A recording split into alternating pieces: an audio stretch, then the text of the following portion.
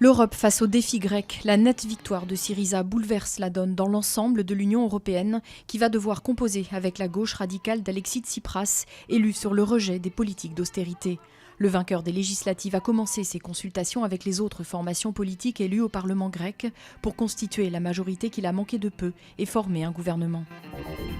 Le procès de la tentaculaire affaire Bettencourt s'est ouvert à Bordeaux. 10 personnes, dont l'ancien ministre de l'ex-président Nicolas Sarkozy, Éric Woerth, sont jugées en correctionnel.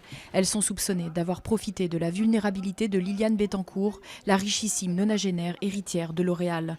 Au premier rang des accusés figure le photographe François-Marie Bagné, par qui l'affaire avait démarré après une plainte déposée en 2007 par la fille de la milliardaire. Le procès doit durer 5 semaines. Le projet de loi Macron à l'épreuve de l'Assemblée, le texte emblématique et controversé dont l'ambition est de lever certains blocages de l'économie, arrive devant les députés. 2 semaines de débats, notamment sur l'extension du travail du dimanche dans le commerce, qui pourrait mettre à nouveau en lumière des divisions internes à gauche, mais aussi à droite. Plus de 3000 amendements ont été déposés en vue de la séance publique.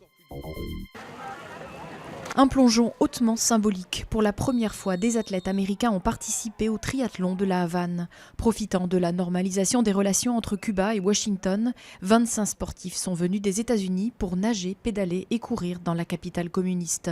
Ils ont même pu entendre leur hymne national, signe du réchauffement entre les deux ennemis historiques, en attendant le rétablissement des relations diplomatiques.